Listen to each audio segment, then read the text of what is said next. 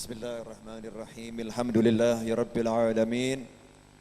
Allahumma salli wa sallim ala sayyidina Muhammadin wa ala alihi wa ashabihi ajma'in.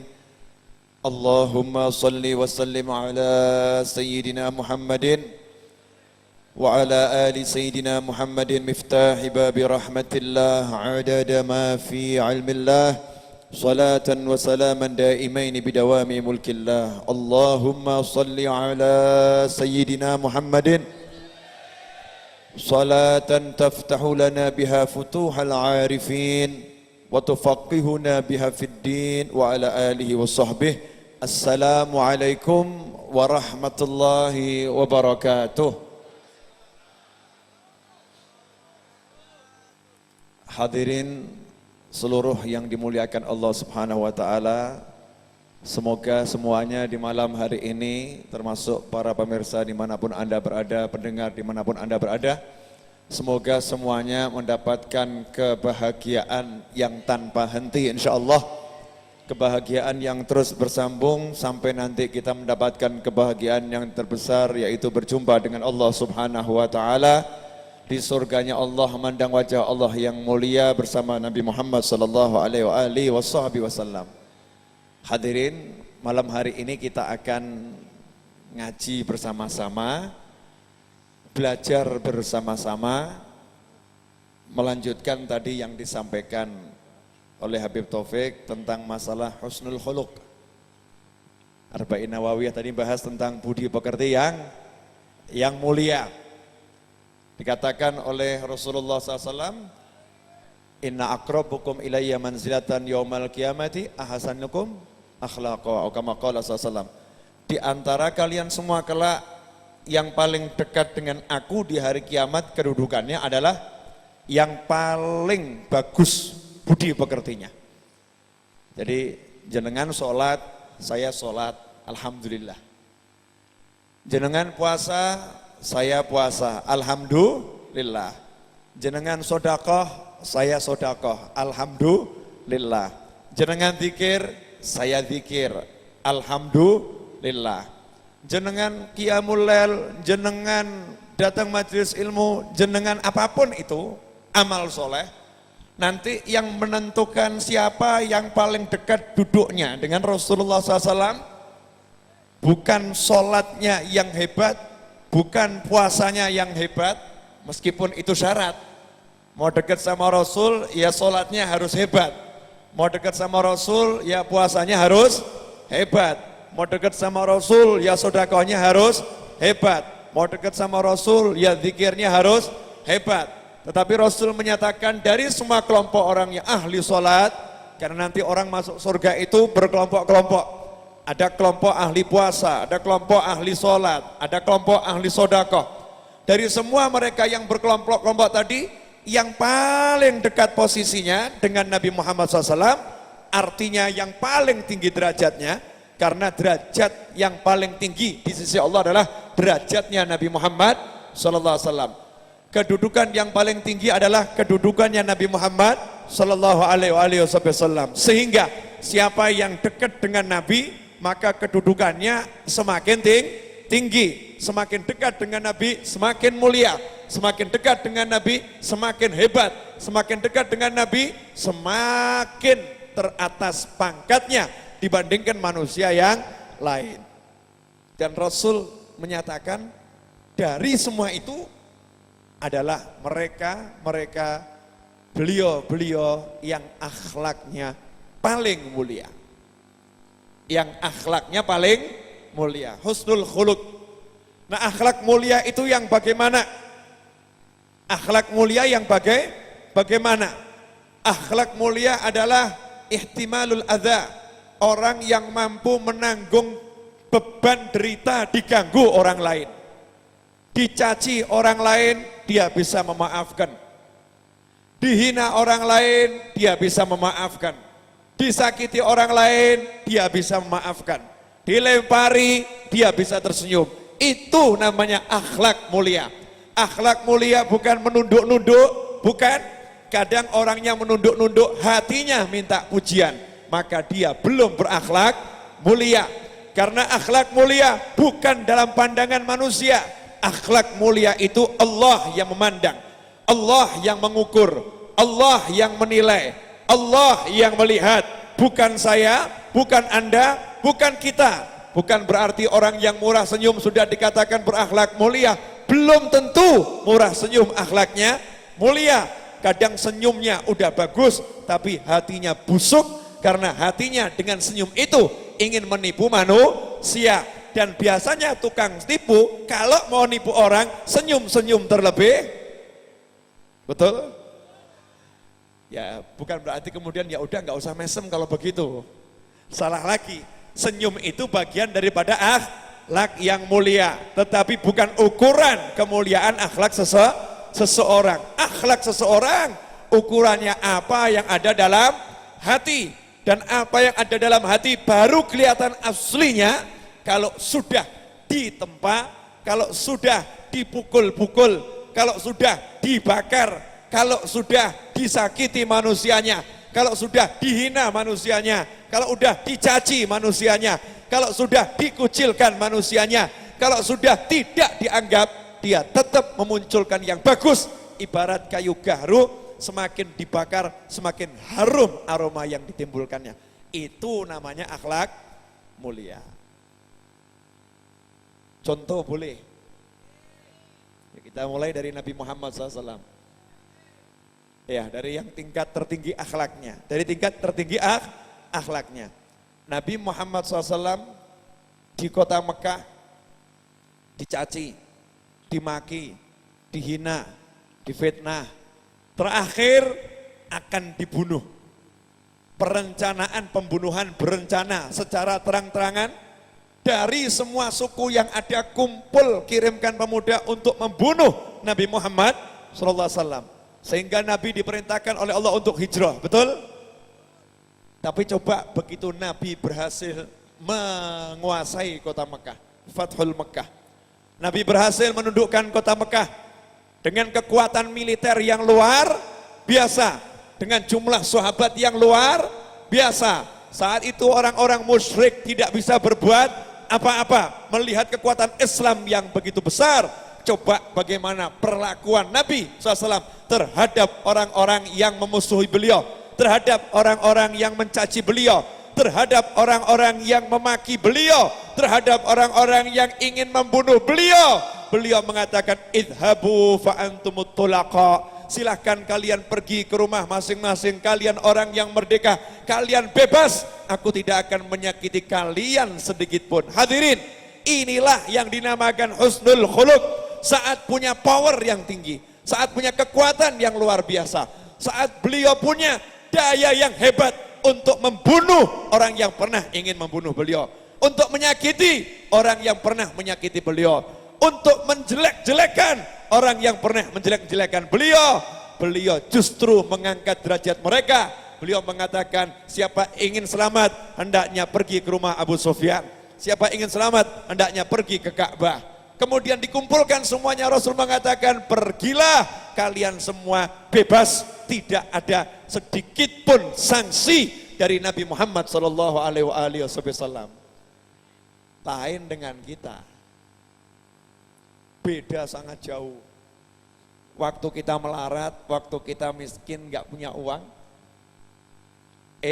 Kita pergi ke rumah seorang yang kaya raya. Kemudian kita minta tolong, saya butuh bantuan. Saya butuh hutang untuk melunasi SPP anak saya, untuk biaya berobat ibu saya, misal seperti itu. Si kaya kemudian menolak dan mengatakan, dasar kamu pemalas, saya tidak mau bantu kamu tuh memang cuman kerjanya ngerepotkan orang, bla bla bla, dicaci, dimaki, dihina. Yang ada bukan perasaan senang lega, timbul dendam dalam hati. Titenono. So mbendian awakku sugih, awakmu melarat, titenono. Ada enggak yang model begini? Banyak atau dikit? Orangnya suka zikir atau tidak zikir? Orangnya sholat atau enggak sholat? Puasa atau enggak puasa? Akhlaknya mulia atau jelek? Ketika diperlakukan seperti itu, nggak rela, marah, berontak. Dan subhanallah, takdir berlaku, si kaya jadi miskin, si miskin jadi kaya. Keadaan berbalik, si kaya jalan di jalanan compang-camping, maka si miskin yang kaya mengatakan, lah kuwi kualat aku. Kuwi kualat aku, itu karena dulu menghina saya, akibatnya seperti itu. Biar dirasakan. Orang yang seperti ini lupa juga dia sombong dengan kekayaannya. Dia tidak punya budi pekerti yang mulia. Rasul mengajarkan kepada kita semua, irhamu aziza qaumin dzal. Kalau ada orang yang dulunya kaya, dulunya dia itu gubernur, dulunya dia itu menteri, dulunya dia itu pejabat, dulunya dia tokoh masyarakat, kemudian kok dzal menjadi hina, irhamu, sayangi dia. Jangan hinakan, angkat derajatnya. Jangan buat dia menjadi kecil hati. Itu ajaran Nabi Muhammad sallallahu alaihi wasallam. Kira-kira yang begini mudah atau susah? Mudah atau susah? Susah kan? Susah. Contoh yang lain, al ulama warathatul anbiya, para ulama pewaris Nabi. Jadi para ulama ini mewarisi ilmunya Nabi, mewarisi akhlaknya Nabi, mewarisi kedermawanannya Nabi, mewarisi senyumnya Nabi, mewarisi keberaniannya Nabi, dan seterusnya dan seterusnya. Masih ingat ketika seorang ulama yang bernama Sayyidina Ibrahim bin Adham radhiyallahu taala anhu. Sayyidina Ibrahim bin Adham itu banyak cerita tentang keluhuran budi beliau. Di antaranya pernah beliau itu mengajak temannya pergi keluar kota. Beliau mengatakan pada temannya, kamu boleh ikut saya, syaratnya satu, kantong kamu dijahit, dompet dimasukkan, artinya tidak boleh keluarkan duit, semua saya yang menanggung. Pertanyaan saya, kalau kita ngajak orang pergi berharap kita yang bayari atau dibayari?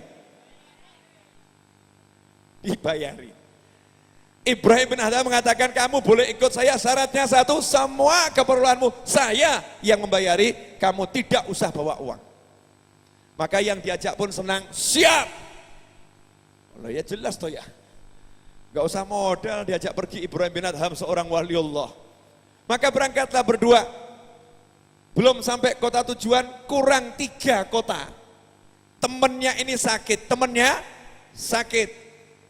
Ibrahim bin Adham uangnya udah tinggal dikit, habis uangnya, temennya sakit. Maka temannya mengatakan, wahai guru, tinggalkanlah aku di sini, jalanlah engkau sendiri.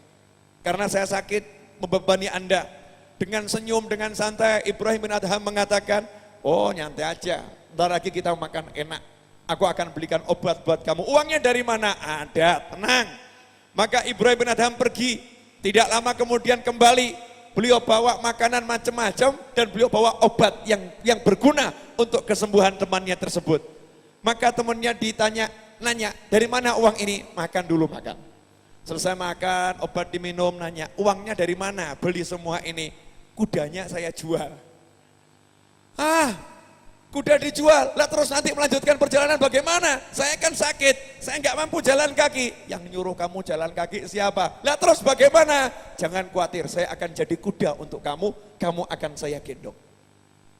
Kamu akan saya gendong, digendong oleh Sayyidina Ibrahim bin Adham lewat 3 kota tanpa sedikit pun keluh kesah. Sampai kota tujuan, nih kita selamat, kamu juga selamat. Siapa di antara Anda yang temannya sakit mau jual mobilnya? Yang keluarganya sakit mau jualkan motor demi kesehatan keluarganya?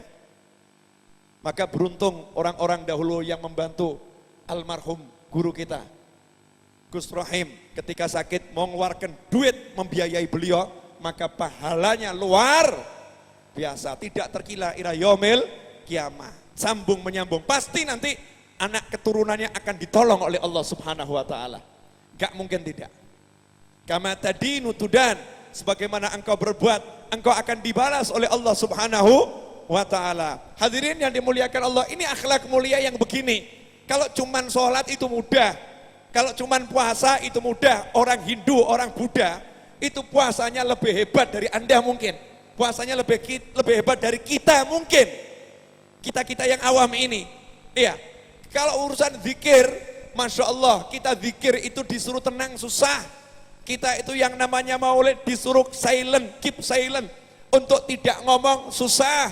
Tapi coba kalau orang-orang yang bertapa, diem luar biasa, bisa. Bahkan kucing yang nunggu tikus mau keluar, itu enggak bergerak mampu. Tapi kalau kita sholat, obahnya luar biasa. Kita sholat menggoyang macam-macam. Ini kucing mau nunggu tikus bisa khusyuk, diam tidak bergerak. Jadi kita ini jauh dari hal-hal yang sangat mulia, masih sangat jauh. Makanya Rasul ngasih ukuran. Bukan cuman sholatnya, sholat iya, tapi bukan cuman sholatnya, bukan cuman puasanya, bukan cuman sodakonya, bukan cuman itu. Tapi diperlukan budi pekerti yang mulia.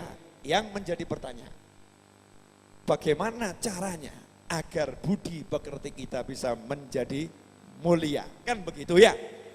Semua tentunya kan pengen budi pekertinya jadi mulia. Caranya bagaimana sampai bisa menjadi manusia yang kalimatnya seperti ini, seperti yang disampaikan Mbah Umar Syahid atau yang dikenal dengan Mbah Umar Tumbu, luweh becik awakmu dadi wong sing diapusi ketimbang dadi wong sing ngapusi. Jadi diapusi ki aja nesu-nesu, aja ngamuk-ngamuk, tambah alhamdulillah aku dadi sing diapusi, dudu sing ngapusi. Ketika ditipu, jadilah kamu orang yang bersyukur. Alhamdulillah, saya termasuk orang yang beruntung, yang ditipu, bukan orang yang menipu. Karena yang menipu orang yang dimurkai Allah Subhanahu wa ta'ala. Yang tertipu itu termasuk orang yang dizalimi. Sedangkan doanya orang yang dizalimi dikabulkan oleh Allah Subhanahu wa ta'ala. Kira-kira bisa begitu? Mudah atau susah? Nah, buat suami, husnul khuluq itu paling susah terhadap istri.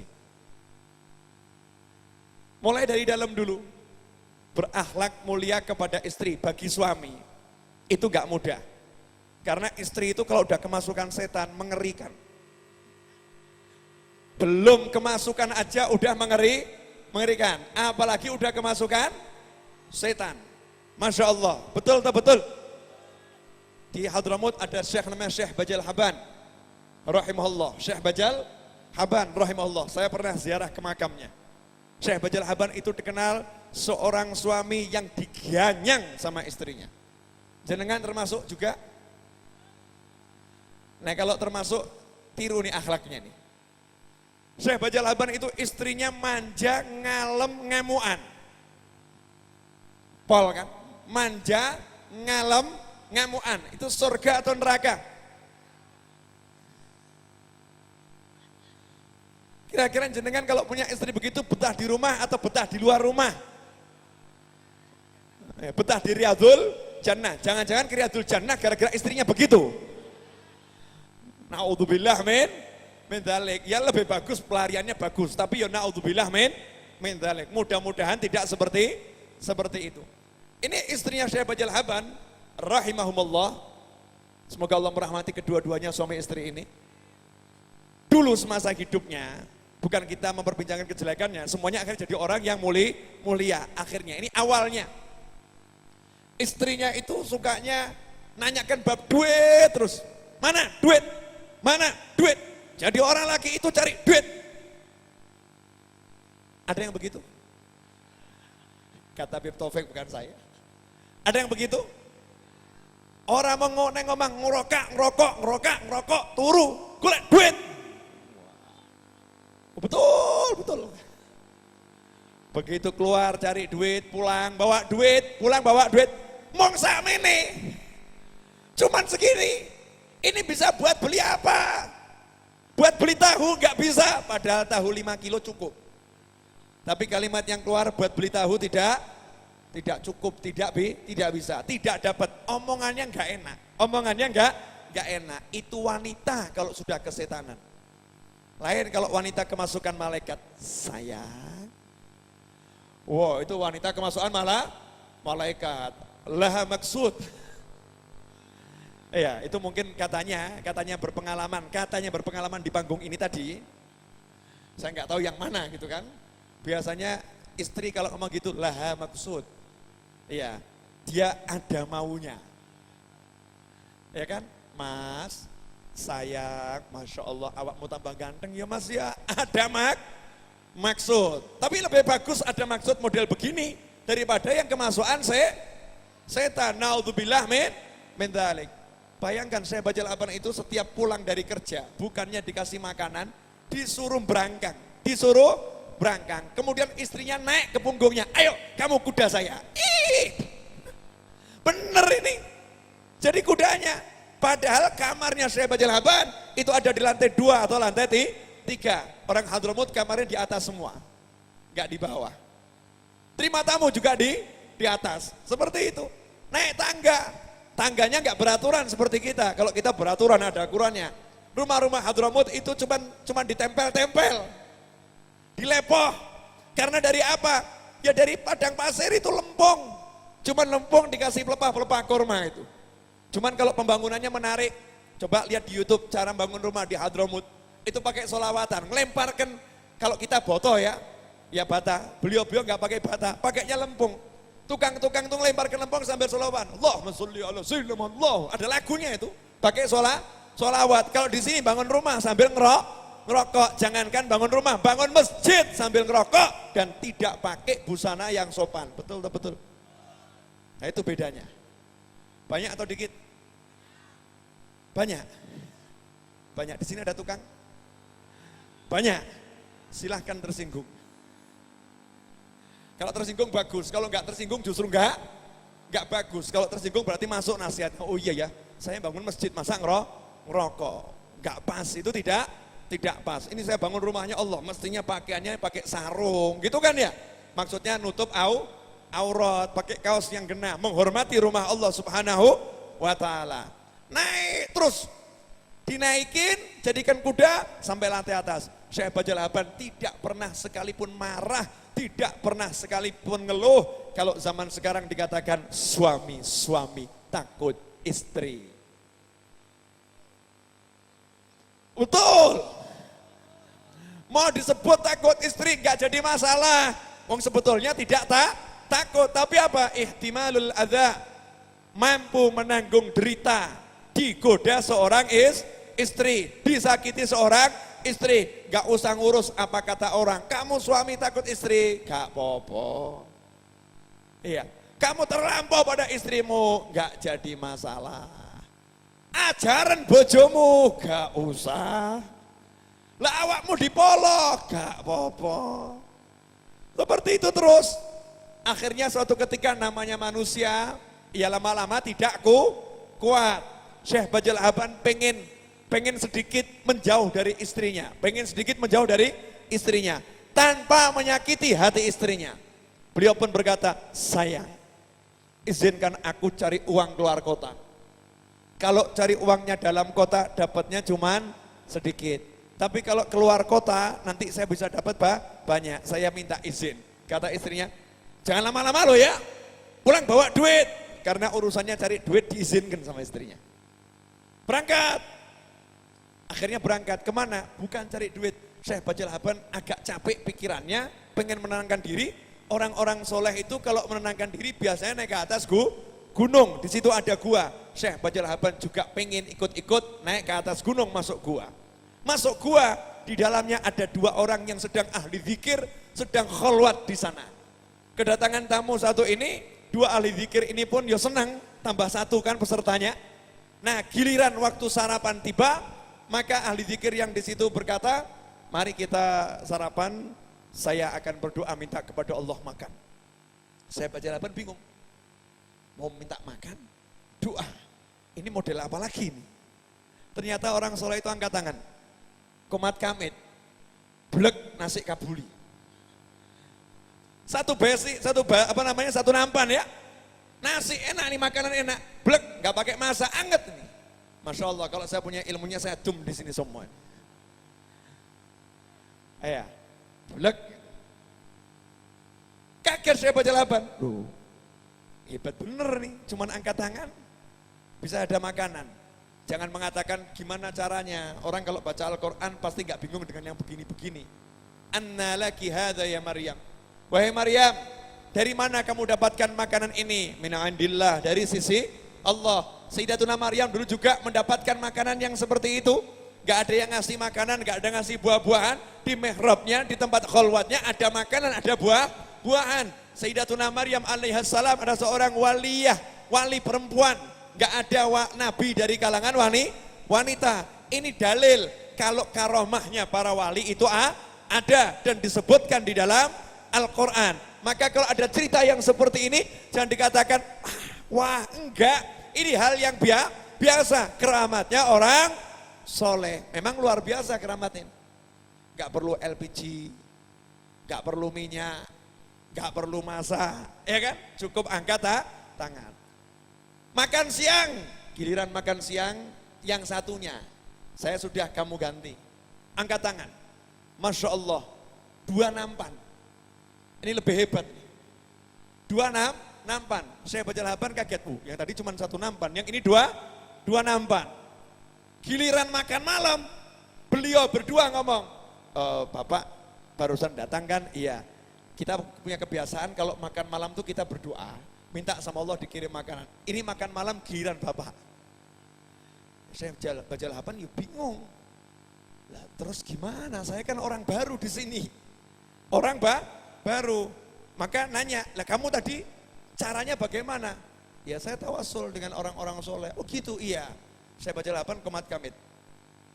Begitu selesai doa, yang muncul 3 nampan. Yang 2 kaget, loh anyaran kok. Ini baru datang bisa 3 nampan. Ini udah tahunan. Yang ini baru datang. Gak mau makan dulu nanya, sebentar. Kamu nih baru. Kok bisa 3 nampan munculnya ini? Kamu pakai doa apa? Nah saya cuma ngomong gini, ya Allah, saya bertawasul dengan orang yang ditawasuli 2 rekan saya. Tolong beri saya makan. Beri kami makan. Saya baca lapan nanya, lah kalian itu tawasul terhadap siapa? Saya juga gak ngerti. Maka dijawab sama 2 orang tadi, kami ini tawasul dengan seorang syekh, wali besar, yang dia gak ngerti kalau dirinya wali. Siapa? Syekh Bajal Haban. Padahal itu dia sendiri. Kaget, aku. Tapi gak ngomong. Syekh Bajal Haban, iya. Yang mana? Itu yang tinggal di sini. Loh, emangnya dia wali? Oh wali besar, cuman dia gak ngerti kalau dirinya wali. Loh gimana dia diangkat jadi wali Allah? Gara-gara punya istri yang guanyang luar biasa, dia sabarnya luar biasa, gak pernah dia mengeluh. Itu akhlak yang mulia, yang susah dimiliki orang lain. Oh begitu, iya. Langsung beliau nggak nunggu sampai pagi, selesai makan langsung pulang. Kamu mau kemana? Udah cukup saya kholwatnya. Pulang, sampai rumah langsung dia ketuk pintu, dibuka, dia katakan pada istrinya, istriku silakan naik ke punggungku. Dengan bahagia, dengan bangga. Makanya jenengan kalau punya istri yang ganyang, alhamdulillah. Jalan mudah menuju ke derajat kewalian. Nah selama ini bersyukur atau gersulo?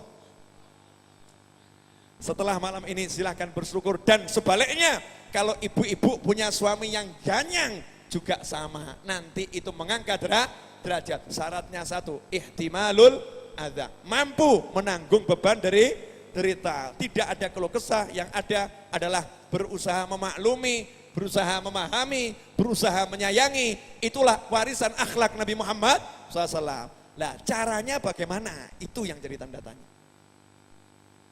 Kok bisa ya orang-orang soleh ini punya jiwa begitu, kok gampang? Caranya bagaimana? Alhamdulillah, Rasul ngasih cara yang gampang. Gimana caranya? Coba hadits yang lain, yang senada. Itu jadi caranya. Dalam hadits tadi Rasul bersabda, yang terdekat derajatnya denganku di hari kiamat, yang paling mulia budi pekertinya di antara kalian semua. Betul begitu? Alhamdulillah di hadits yang lain Rasul bersabda, inna akrabakum alayya manzilatan yaumal qiyamah aktsarukum alayya sholatan atau kama qala sallallahu. Versi haditsnya beda-beda, matanya beda-beda. Yang paling dekat di antara kalian semua di hari kiamat terhadap aku, yang paling dekat dengan aku di hari kiamat nanti dari kalian semua adalah yang paling banyak sholawatnya kepadaku. Sallallahu alaihi wasallam. Dari situ ulama menyimpulkan Orang yang rajin sholawat, maka pasti akhlaknya nanti mulia. Yang rajin sholawat, pasti nanti akhlaknya mulia. Nanti akhlaknya mulia. Proses. Itu Beb, Yai, Ustadz, sholawatan, tapi masih mendem. Proses. Nanti dia jadi mulia. Makanya kalau banyak pemabuk, banyak orang durhaka pada orang tua, banyak istri kurang ajar, banyak suami gak punya perasaan, dan seterusnya, berbagai budi pekerti yang gak mulia, obatnya ya sholawatan begini, baca maulid, simtud duror, burdah, dan lain sebagainya, syaraful anam, berzanji, apapun itu, atau duduk baca dalailul khairat, khusus sholawat, atau mungkin cuma baca sholawat nariyah 4.444 kali, diistiqomahkan terus, itu akan jadi obat.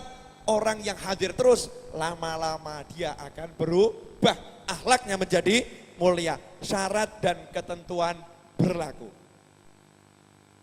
Syaratnya apa? Istiqomah.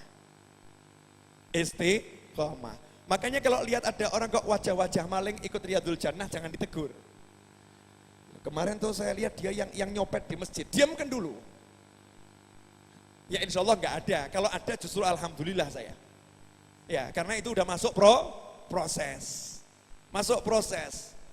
Lu ini kok ada wajah-wajah suka ngerasani, kita nggak usah nuduh orang lain, kita ini masih suka ngerasani. Alhamdulillah, udah masuk maulid setiap malam Ahad, apalagi ini 40 hari safari maulid. Alhamdulillah itu proses, akhlaknya sedang dibenahi oleh sholawat. Kok bisa toh Beb? Sholawat itu merubah akhlak yang jelek jadi mulia, kok bisa? Lah Rasul itu diutus untuk apa? Innama bu'itsu liutammima makarimal akhlak. Sesungguhnya aku diutus untuk menjadikan akhlak-akhlak yang baik menjadi semakin sempurna. Yang baik aja menjadi sempurna, apalagi akhlak yang jelek. Yang jelek dirubah menjadi semakin baik. Oleh siapa?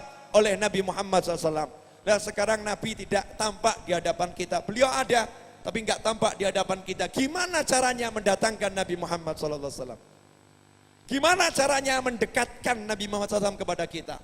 Gimana caranya kita menyambung dengan Rasulullah SAW? Agar akhlak kita dirubah oleh Rasulullah. Karena yang bisa merubah akhlak hanyalah Rasulullah SAW.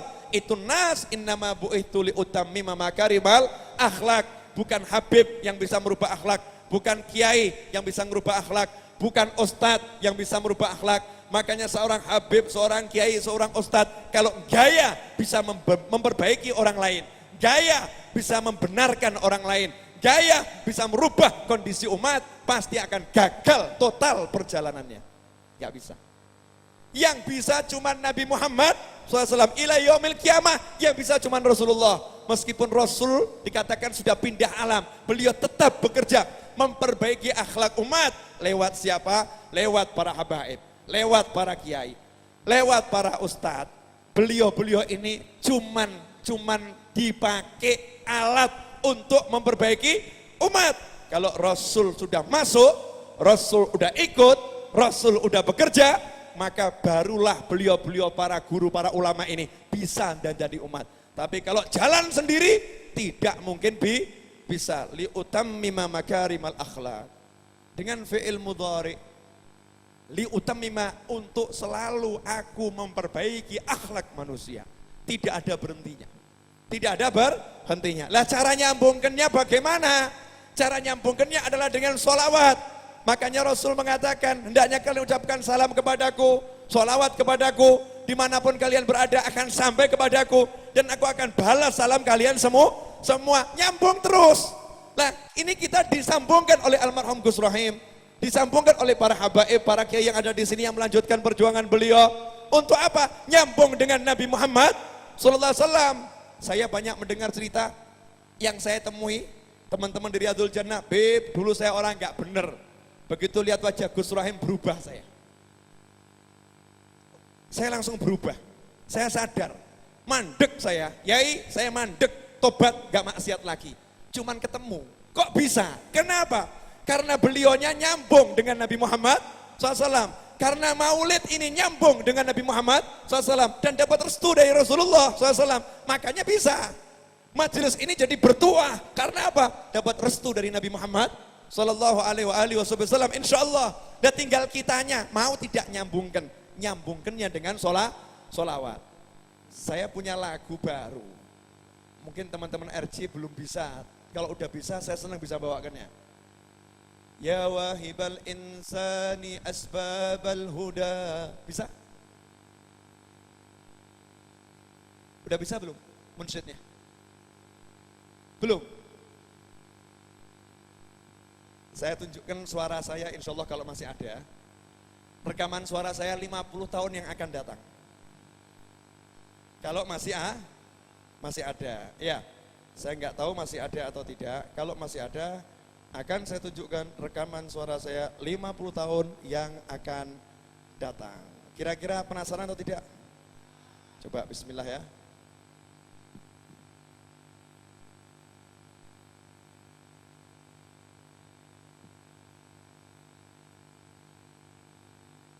Sebentar, sabar. Namanya juga 50 tahun yang akan datang, saya kan harus ke masa depan.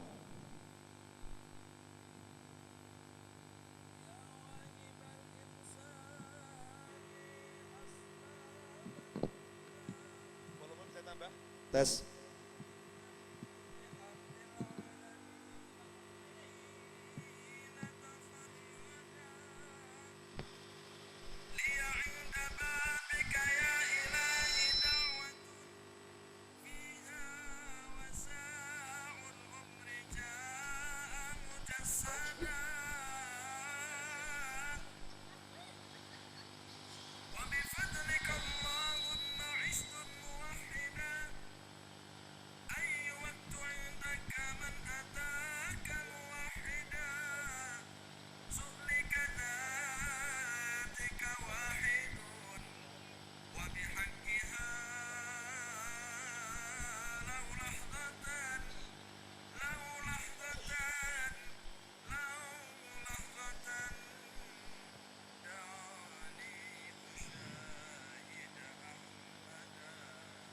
صلوا عليه وسلموا تسليما حتى تنالوا جنة ونعيما صلوا عليه وسلموا تسليما حتى تنالوا جنة ونعيما الله يجزي من يصلي مرة عشرا ويسكن في الجنان مقيما الله يجزي من يصلي مرة عشرا ويسكن في الجنان مقيما صلوا عليه وسلموا تسليما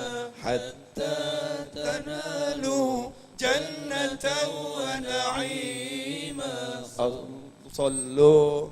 Itu ada di kitab yang tebel, punya? Yang tebel tuh. Nah, nanti cari di situ, ya, yang hijau itu ya wahibal insan. Walaupun di situ teksnya kurang lengkap, tapi cukup lah. Ya. Saya pengen lagu ini dipopulerkan. Karena lagu ini ngajak orang sholawat. Yang ngajak orang sholawat. Sallu alaihi wa sallimu taslima hatta tanalu jannatan wa na'ima. Sallu alaihi wa sallimu taslima hatta tanalu jannatan wa na'ima. Allahu yajzi man yusalli marratan asharan wa yaskunu fil jinani muqima. Allahu yajzi man yusalli marratan asharan wa yaskunu fil jinani muqima. Itu panjang. Nanti tim RJ saya ajarin selesai maulid. Setuju? mau wani piro. Ini sallu alaihi wasallimu taslima. Hei umat Islam, hendaknya kalian bersolawat dan salam kepada Nabi Muhammad sallallahu alaihi wasallam hatta tanalu jannatan wa na'ima, sehingga kalian semua akan mendapatkan surga dan kenikmatan yang tiada tara. Allahu yajzi man yusalli marratan ashran. Sungguh Allah akan membalas seseorang yang bersolawat satu kali kepada Nabi Muhammad SAW dengan 10 solawatnya Allah Ta'ala. Wa yaskunu fil jinani muqima. Dan orang tersebut yang mau sekali bersolawat kepada Rasul Muhammad SAW dan mendapatkan 10 balasan solawat dari Allah Ta'ala, yaskunu fil jinani muqima, maka ia akan tinggal abadi di surganya Allah Subhanahu wa Ta'ala. Hadirin, dengan solawat maka kita dapat rahmat. Dengan solawat kita dapat rahmat. Kenapa kita dapat rahmat?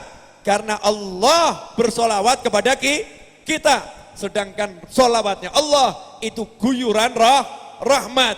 Sehingga ketika seseorang rajin bersolawat, dirinya dipenuhi dengan rahmat. Ketika seseorang dirinya dipenuhi dengan rahmat, maka hatinya menjadi lembut, hatinya menjadi bercahaya. Ketika hatinya menjadi lembut, hatinya menjadi bercahaya, maka orang itu pun berubah, akhlaknya menjadi mulia. Ketika akhlaknya berubah menjadi mulia, maka ia pun disandingkan dengan Rasul SAW di surganya Allah Subhanahu wa Ta'ala. Proses. Boleh saya buktikan? Boleh. Tentang bagaimana kehebatan solawat. Saya kemarin maghrib di Jogja, perjalanan ke Purwokerto, menjelang maghrib itu makan ayam penyet. Karena belum makan siang, parkir di Jogja, ada warung ayam penyet miliknya Pak Jody Sugondo. Itu sahabatnya Ustadz Yusuf Mansur. Warung ayam penyet. Terus saya iseng-iseng nanya sama pelayan di warung itu, Mas, Ustadz Yusuf Mansur kapan terakhir ke sini? Dijawab, tadi jam 1 siang Pak. Ya karena nggak tahu saya gitu manggilnya Pak. Memang saya bapak-bapak udah tua, rambut putih semua. Iya. Jam 1 siang Pak, oh gitu, iya. Kebetulan saya punya nomor teleponnya Ustadz Yusuf Mansur, jadi saya WhatsApp. Ustadz, boleh saya ketemu sebentar, 1 menit saja, mau cium tangan. Mau cium tangan. Mungkin ada orang nanya, Habib, masa Habib cium tangannya Yusuf Mansur, jauh lebih muda dan ajam, orang biasa, bukan Habib, kenapa dicium tangannya begitu? Ustadz Yusuf Mansur itu hafid, seorang yang hafal Al-Quran dan turunan orang-orang yang mulia. Beliau seorang ulama yang menggerakkan masyarakat untuk menghafalkan Al-Quran, dalam dirinya Al-Quran. Orang biasa saja saya senang mencium tangannya, apalagi ini ada Al-Quran di dalam dadanya. Senang saya pengen barokahnya. Kata beliau jawab, boleh Habib, bukan jenengan yang cium tangan saya mau cium kaki Anda. Yes, ini lebih antara ulama. Satu pengen cium tangan, satu pengen cium kaki, ini bahasa mesra gitu kan, bahasa mesra. Akhirnya saya samperin di rumahnya Pak Jody itu. Beliau habis maghrib mau berangkat dakwah, saya habis maghrib juga mau dakwah ke Purwokerto. Akhirnya ketemu, begitu ketemu saya mau cium tangan, beliau mau cium kaki, jadi ayel-ayelan gitu. Jadi Bebek nggak usah gitu. Adil tidak usah, udah duduk bareng. Lah waktu duduk sempat saya curi tangan, wah kena ini ya, curi tangannya. Terus ngobrol bab solawat. Saya bilang, Ustadz saya punya ilmu baru tentang solawat. Apa Habib? Kalau ketemu kita bicara ilmu. Bukan ngobrol yang gak ada manfaatnya. Apa Habib? Walaupun cuma sebentar. Itu hadis tentang solawat. Ketika Rasulullah SAW menceritakan kepada para sahabat, itu kan ada alur ceritanya. Gak langsung siapa solawat 1 kali dibalas 10 kali solawat oleh Allah. Kan gak begitu. Gak langsung seperti itu. Ada alur ceritanya. Sahabat itu pagi-pagi lihat wajah Rasul berseri-seri, tidak seperti biasa. Saya mau nanya, emangnya Rasulullah wajahnya apa pernah enggak berseri-seri? Apakah Rasulullah wajahnya jarang berseri-seri? Rasulullah itu selalu wajahnya berseri-seri, wajahnya selalu nampakkan kebahagiaan, gembira, senyum, meneduhkan. Tapi kalau sampai sahabat mengatakan wajah Rasul hari itu berseri-seri, gak seperti biasanya, artinya pagi itu sangat tampak berbeda sosok Nabi Muhammad SAW ini. Nabi kita sangat berbeda, Rasul kita sangat berbeda, tampak bahagia luar biasa. Seperti jenengan lihat mesemnya orang biasa sama mesemnya manten baru. Beda enggak tuh? Ini mesemnya manten anyar ini. Kelihatan nih tadi malam nih kelihatannya nih manten anyar ini. Gitu kan? Senyumnya beda. Lah Rasulullah tampak senyumnya beda. Sumringah luar biasa. Walaupun beliau itu senyumnya paling indah. Tapi bagi itu indahnya luar biasa. Maka nanyalah sahabat. Ya Rasulullah ada apa? Maka dijawab. Barusan malaikat Jibril datang menemuiku. Dan mengatakan Allah Tuhanmu mengucapkan salam untukmu wahai Rasul. Enak ya Rasulullah yang titip salam Allah ya. Yukri'ukas salam. Mengucapkan salam untukmu. Dan Allah menyampaikan kabar gembira, siapapun dari umatmu yang mengucapkan sholawat kepadamu 1 kali, Allah bersolawat kepadanya 10 kali. Maka Rasul bahagia luar biasa. Kenapa Rasul bahagia? Karena Rasul senang, beliau bisa mendapatkan jaminan seluruh umatnya masuk ke dalam surganya Allah Ta'ala. Kok bisa Tobib? Iya, karena lewat sholat itu masih berat. Lewat puasa masih berat. Lewat zakat masih berat. Lewat meninggalkan macam-macam masih berat. Tapi Allah ngasih sesuatu yang mudah.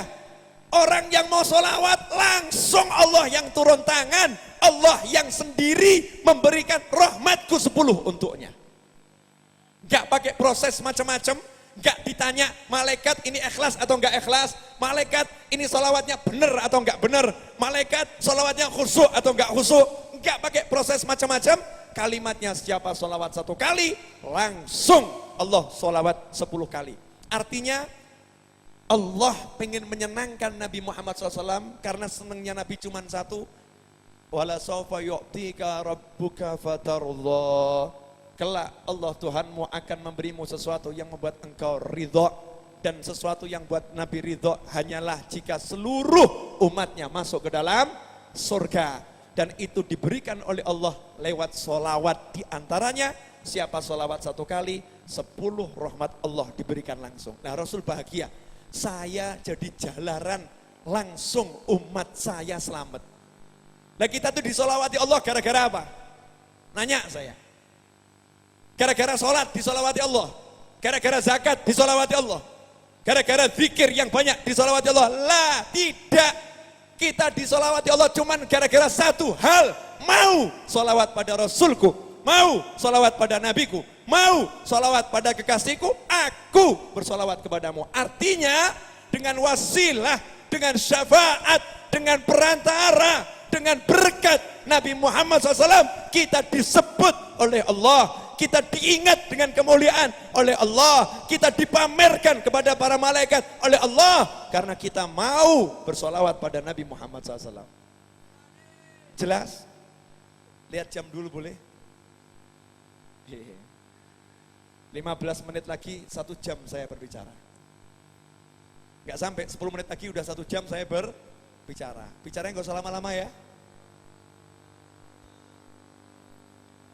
Saya belum cerita nih, saya dari Jogja, Purwokerto, Malang. Iya, jadi gak usah lama-lama ya. Insya Allah nanti kita ketemu lagi, ta'atillah, sehat wal'afiyah. Iya, belum selesai tenang. Tapi gak usah lama-lama. Langsung saja nanti diamalkan ilmu ini, dipraktekkan. Nah ketika ngobrol sama Ustadz Yusuf Mansur tadi, beliau ngomong begini, nanya, Bib, lah kalau timbul pertanyaan dari orang yang nanya begini gimana Bib? Kok gampang kok mudah sekali? Kok mudah sekali? Sepertinya kok mempermudah orang menuju surga, kok mempermudah gitu. Gimana cara jawabnya Bib? Oh gampang Ustadz, jawab aja. Lah emangnya kamu mau mempersulit orang masuk surga? Kamu mau mempersulit orang masuk surga? Basyiru, wala tu'assiru. Berikan kabar gembira, jangan buat orang sulit masuk surga. Masuk surga itu gampang, kamu sholawat, masuk surga insya Allah. Syarat dan ketentuan berlaku jangan disebutkan di depan. Basyiru kabar gembira, ajak dulu. Ayo ikut Riyadul Jannah, ayo sholawat, ayo ajak dulu. Praktekkan dulu sholawatnya. Kalau sholawatnya jalan, insya Allah nanti sholatnya juga jalan. Kalau sholawatnya jalan, nanti insya Allah puasanya juga jalan. Itu terbukti. Banyak kiai ngapalkan Al-Quran gak bisa, yang dihafalkan simtud duror dulu. Yang dihafalkan simtud duror dulu. Ngapalkan Simtuduror selesai, ngapalkan Al-Quran bisa. Kenapa? Lah karena ini sholawat, pujian untuk Rasulullah. Itu kuncinya, itu kuncinya. Kuncinya di situ. Rahmatnya Allah di situ. Wa ma arsalnaka illa rahmatan lil alamin. Rahmatnya Allah itu Nabi Muhammad SAW. Jadi kalau kita mau dapat rahmatnya Allah yang membuka kekuatan untuk taat, kekuatan untuk ibadah, kekuatan untuk sholat, kekuatan untuk puasa, kekuatan untuk sedekah, kekuatan untuk zikir, kekuatan untuk qiyamul lail, kekuatan untuk dakwah, harus punya rahmatnya Rasulullah SAW. Dan rahmat itu kita akan dapatkan dari Allah Subhanahu Wa Taala kalau kita mau bersolawat pada Nabi Muhammad SAW. Gak mau solawat ya jauh dari rahmat. Gak mau solawat jauh dari rahmat. Mau solawat dekat dengan rahmat. Terus Ustadz Yusuf Mansur cerita begini, Bib, saya dulu waktu masih kecil baca solawat yang 4.444 kali, solawat nariyah. 4.444 kali. Saya minta sama Allah dua hal. Saya pengen bisa terbang dan bisa enggak kehujanan. Ini kan sakti ya, bisa terbang, bisa enggak kehujanan. Alhamdulillah kabul, Beb. Gimana Ustadz? Saya sekarang naik pesawat terbang kemana-mana. Dan saya punya mobil sehingga tidak kehujanan. Itu berkat sholawat nariyah saya di masa kecil. Jadi kalau jenengan belum punya mobil terbukti sholawatnya belum banyak. Nariyah 4.444 pasti tidak dibaca.